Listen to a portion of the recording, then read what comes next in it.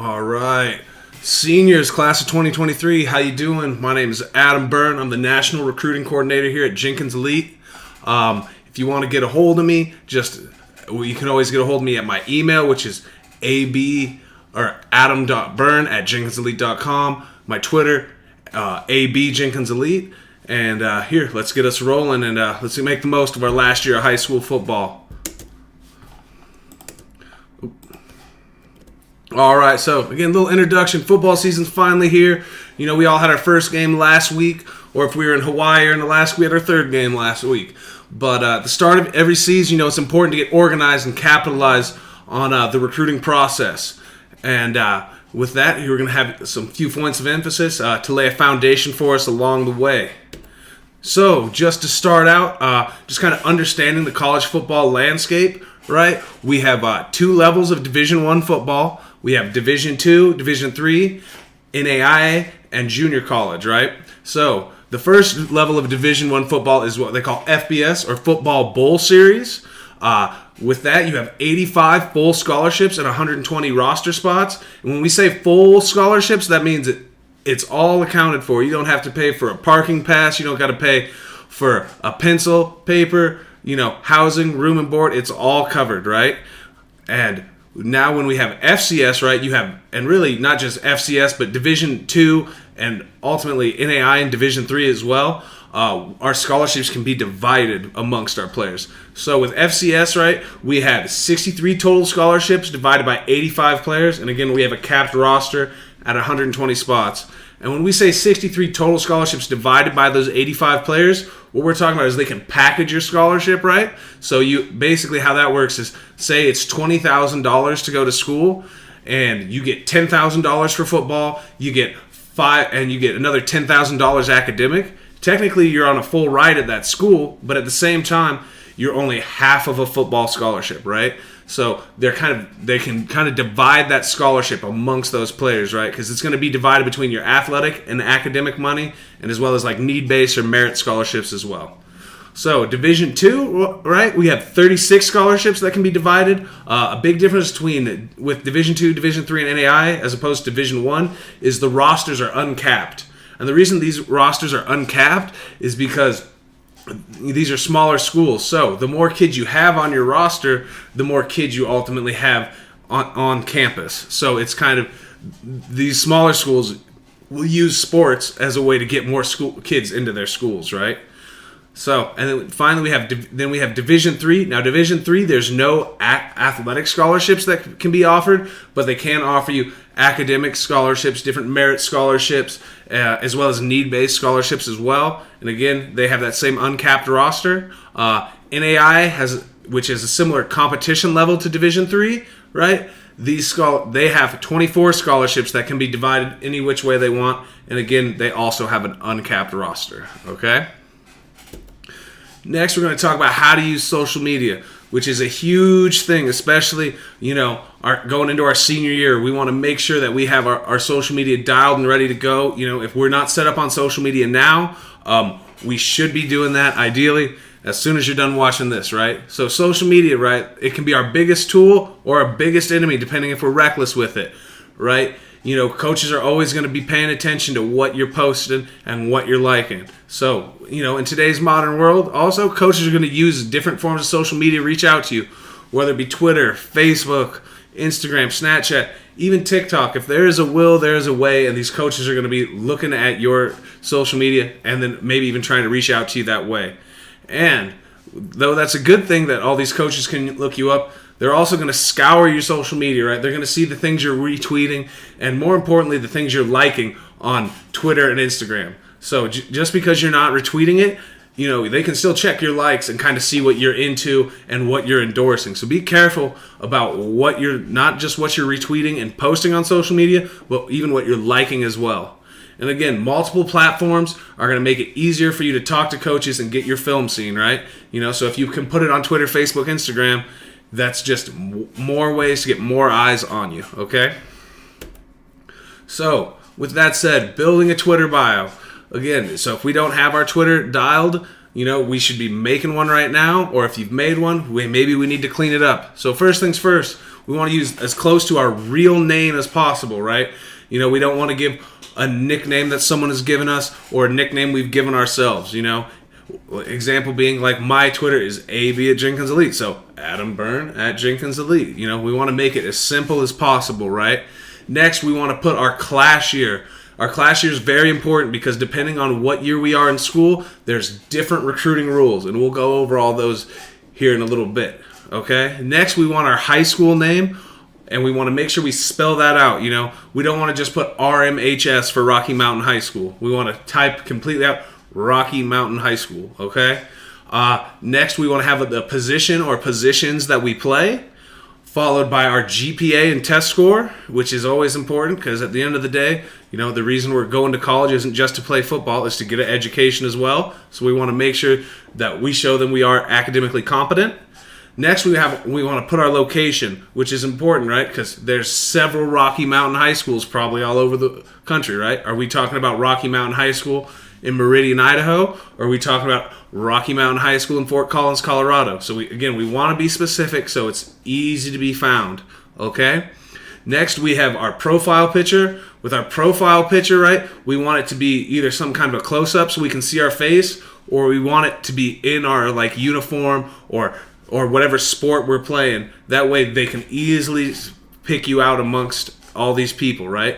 If we have a lot of kids from Colorado, and so sometimes you'll see guys, in all their snowboarding gear, and they're halfway up the mountain, and it's like, well, I can't tell if this is the guy I'm looking for or not. So again, the whole point of this is making it as easy as possible for us to be found.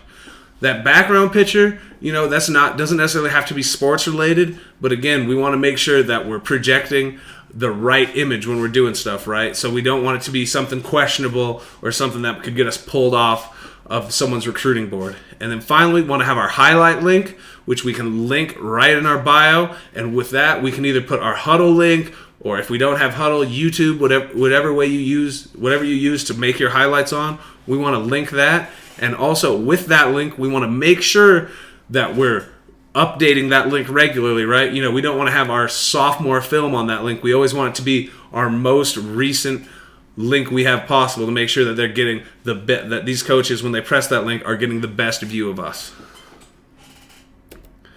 Next, we're going to talk about how to make a highlight, right? So we want to start with an info slide. Put our name, phone number, again, our graduation year, test scores, GPA. You can put your email or your phone number, your email on there as well. We want to keep our video short. If it's a full season video, it only needs to be about 3 to 5 minutes. And if it's a mid-season video, it only needs to be 2 or 3. Think about only putting, your basically, best, 10, 15 plays. You don't need to have a huge amount of clips on our highlight video because ultimately, a highlight video is similar for a movie trailer. We want to get people excited. We want to get people to check us out. So ultimately, these coaches, they're all going to watch a full game film, right, and see the good, bad, and ugly of how we're playing. But we want to make sure that we're putting our best plays forward that highlight our skill set, right? And it doesn't have to be, all organized like, here are my short passes, here are my long passes, here's me defending the run, here's me doing. We want to make sure that we have our offense, defense. It doesn't matter. It can all be mixed together. We just want to put a variety of different plays, and we want to put our best plays. So whatever it may be, right? Next, we want to show plays made against our best competition possible, right? Because when you're playing in college, that's essentially just playing all the best players you played in high school, right? So the more plays we've made against better competition, the better that's ultimately going to be for us, okay? Then we want to make sure we're skipping all the music and the fancy transitions. These coaches, they're watching, potentially hundreds of kids a day, and they're going to put it's going to be on mute anyway. And a lot of times those fancy transitions, they can be a distraction from us when we're trying to actually focus on you, right? And then they start focusing on, these crazy transitions you're putting in. And then finally, once you're finished, make sure you watch it with a coach, or if you're a Jenkins athlete, you can always send me a link to your highlight, and I'll watch that. That way we can kind of clean up things there might be issues with. Now, from the quarterback perspective, we want to make sure when we're building our highlight, there's no need for us to actually circle ourselves, right? Because everyone knows where the quarterback is. It's the guy directly behind the center. It's the guy getting the snap. And sometimes when we circle ourselves, that's going to cut off our throwing motion or our footwork or make something wonky. Again, we want to make our highlight as digestible as possible.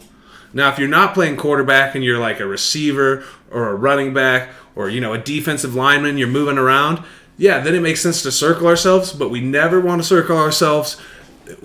Oh, the boss man, Tim Jenkins, is coming in. All right. So we never want to make sure we're circling ourselves mid-play because that's going to cut off our movement. So we always want to make sure we're circling ourselves prior to the snap if we're a skill player or a lineman. But again, quarterback, there's no reason for us to ever circle ourselves in our highlight. Next, so we're talking about our senior year. Things we really want to work on. We want to make sure we meet with our high school counselor. Our high school counselor is going to be the most important person next to our high school football coach that we're going to be dealing with. Because that high school counselor is going to make sure we have that NCAA approved schedule, which we'll go over here soon. And also, that's the person that's going to be sending out your transcripts when you have colleges requesting them. So always make sure we're tight with our high school counselor and we're paying attention to what they're saying. Next, again, we want to make sure we get that NCAA approved schedule. We want to fill out our goal sheet, which if you're a Jenkins athlete is at the very beginning of our recruiting guide. Again, we always want to make sure we have goals. We don't want to be a ship without a compass. We always want to know where we're going, and we want to be building towards something. Next, we want to make sure we talk to our high school coach about playing college football. This is important because that's ultimately the guy that's going to be that intermediate in between you and a lot of these college coaches. When these coaches come to visit your high school, the high school coach is the guy that's going to talk to you and say, hey, so-and-so from this college is coming and he wants to stop by. So we want to make sure that we're on the same page with our high school coach. Next, we want to update our NCAA certification account, which we'll go into here in the future slides. And then we will register or retake our ACT or SAT if necessary. I know a lot of colleges are kind of moving away to like a test optional admission, but that said, we always want to make sure we're still taking that test because, again, that's just going to give us more opportunities for schools if we do well on it. Then we want to build our highlight film, which we've just gone over on how to do that, and make our full year recruiting plan. We want to make a full year recruiting plan our senior year because we're going to be doing things in the fall. We might be visiting games and campuses on our bye weeks, and then ultimately in that spring and winter, that's where we're going to see a lot of schools as well in doing recruiting. So again, that organization piece is the most important part of this whole recruiting process. The more organized you are, the more streamlined everything is, and we can ultimately make our best decision off that. Finally, we want to update our athletic resume, which again is in the very beginning of our Jenkins Elite recruiting guide. And most importantly, more so than everything else on this list, we want to make sure we graduate high school. Next, we want to talk about college visits. So college visits, you have two kinds. You have your unofficial visit, which are self-paid. They're unlimited, untimed. There's no timetable. It's kind of low-key. Then we have our official visits, which are much different, right? So an official visit, you can only take a maximum of 5 at the Division I level. They're strictly 48 hours, and since we're seniors, we're all eligible to be taking our official visits because we're all eligible to do that starting April of our junior year. And pretty standard on every official visit, and even on some unofficial visits, you're always going to get introduced to your staff. You're going to tour campus, the facilities. You're going to sit down with an academic advisor. If it's in the fall, you're going to watch a football game. If it's in the winter or spring, maybe a basketball game. Then you'll meet some of your hopefully future teammates as well, and you're going to have a sit down with that head coach. And that may be the time where he offers you that scholarship, okay? And off that, when we're doing this, make sure we're not afraid to ask important questions to coaches or players.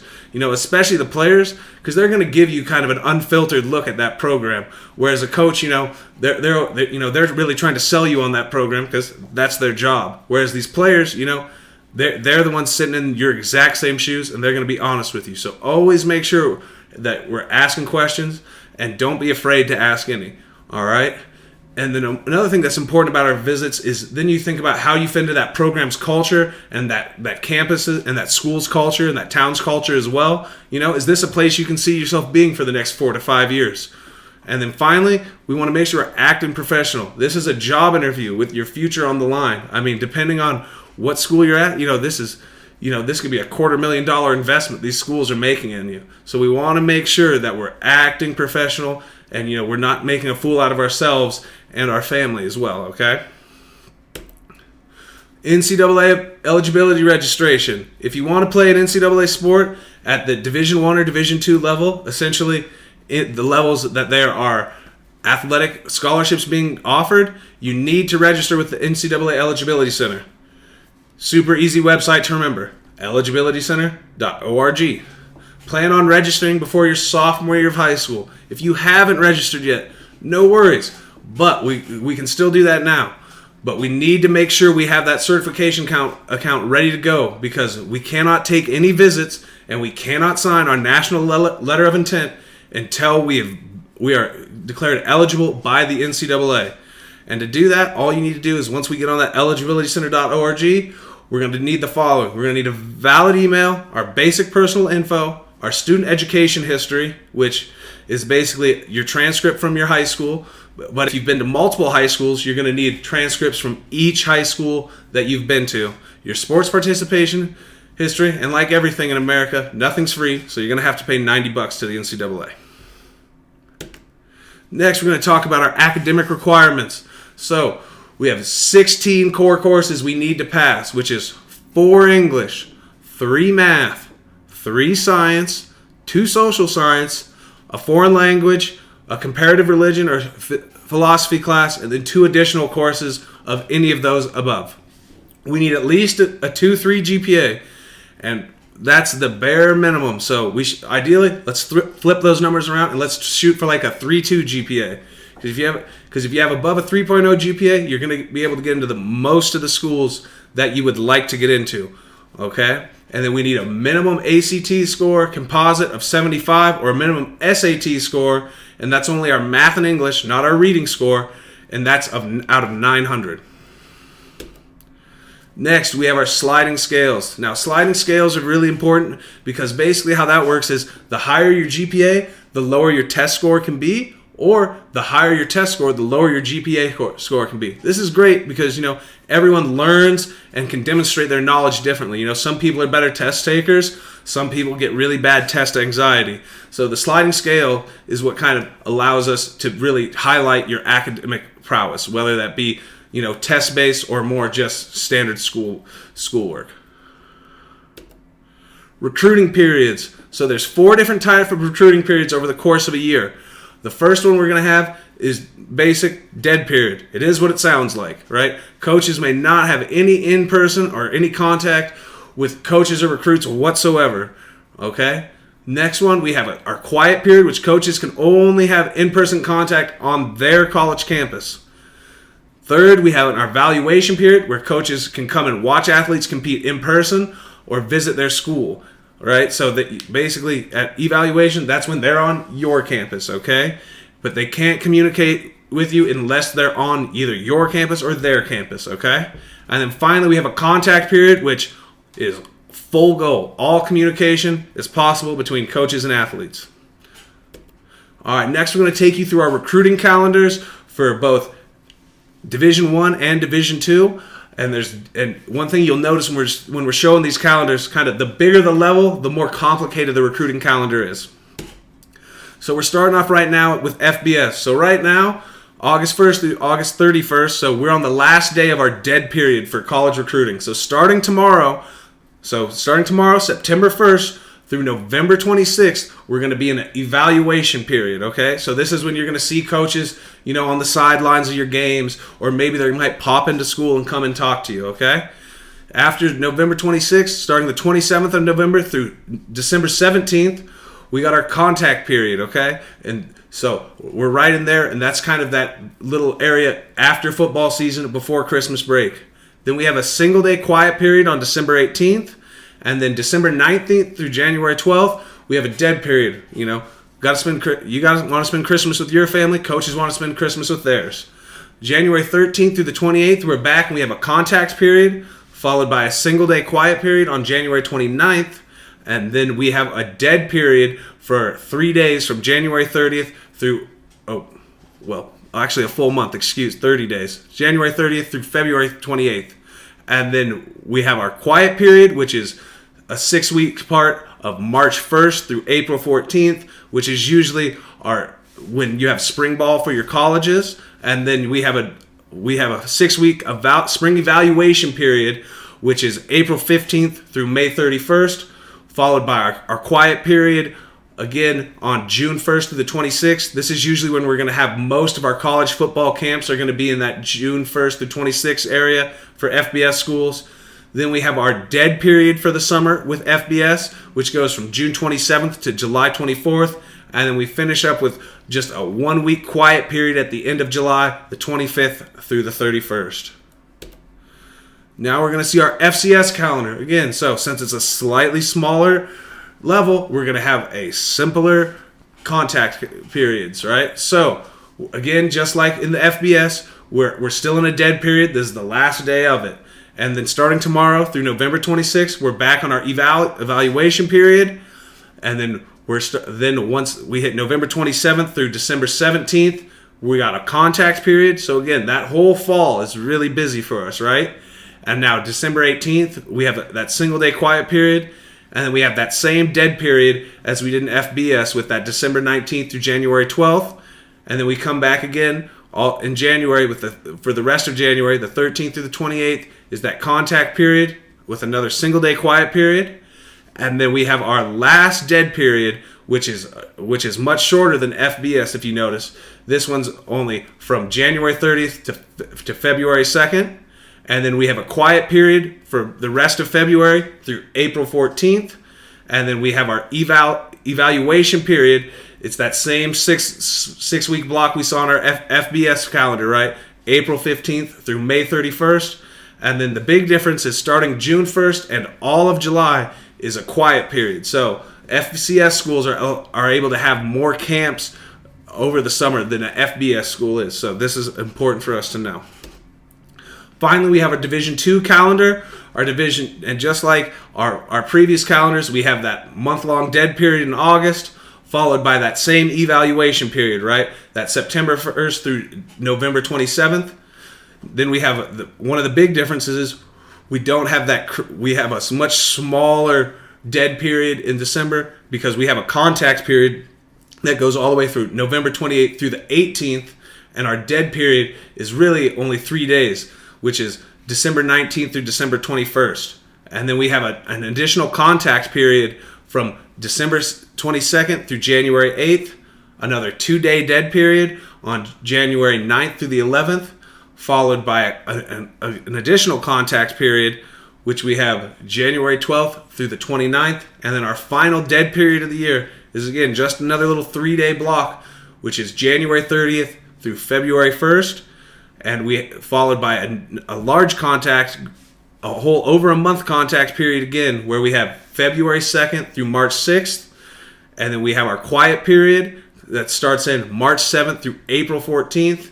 And then we have that same spring evaluation that we've had at both FCS and FBS, that April 15th to May 31st. And much like our FCS calendar, June 1st through July 31st is all a quiet period. So if you notice with the Division II calendar, there's more contact periods at the Division II level than any other period. So that's, as a senior, that's something we really want to take advantage of. Next, we're going to go over our contact calendars, which is when and how coaches can reach out to you. Being seniors, it's pretty much full goal for all of us right now, but we still want to take you through all these and just so you kind of figure out the ins and outs of how these coaches can reach out to you and when they can. So at the Division I level, you can start receiving, recruiting materials, electronic correspondence, so letters, social media message, DMs, texts. You can start getting those September 1st of our junior year. So again, as seniors, we can get those anytime from now on. It's open season for us. And that's the same with phone calls, which again, you can't get phone calls until July 1st of after your sophomore year. Off-campus contact, as soon as it's July 7th after our junior year. So again, now we can always start talking to those coaches. We don't have to worry about that the same way that our underclassmen do. An unofficial visit, that's something we can, like we've kind of talked before, it's on our own price and expense, so we can do that whenever we'd like, except for those dead periods, okay? So we want to make sure we're looking at that calendar because there's nothing worse than going up to an unofficial visit and it's a dead period and you can't even meet with that coach. All right, and then finally we have our official visit, which are official visits at the Division I level. A college can pay for you and up to 2 of your family members beginning on April 1st of your junior year, and you can only take 5 visits max at the Division I level.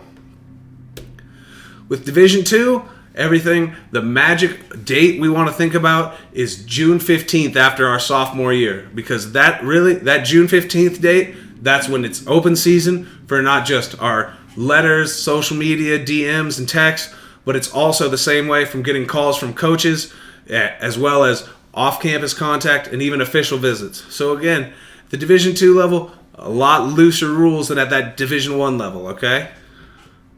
And then finally, we're at that Division III level, which Division III, if you notice, you're going to see a lot of these things there. They can start recruiting you early, but honestly, the most of the time you're going to get recruited by Division III schools is your senior year, and a big part of that is most Division III schools are high academic schools. So they're going to want to see your kind of college transcript and make sure you've taken the correct AP classes and you have the GPAs and test scores to get into those schools. So when it comes to those Division III schools, most everything is as soon as you're done with your sophomore year, they can start recruiting you. But realistically, most D3 schools are going to start recruiting you your senior year once they have a good picture of what your academic record is going to look like. With that said, please let me know if you guys have any questions, comments, concerns. You can reach out to me directly on my email, which again is adam.byrne@jenkinselite.com. My phone number is also available right there, 970-903-6858. And then finally, there's my Twitter link as well, which is at AB Jenkins Elite. My DMs are always open.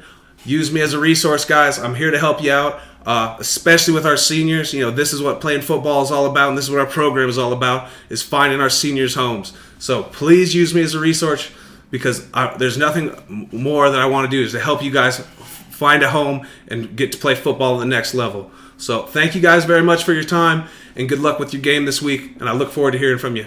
Have a good one. Bye. Count it.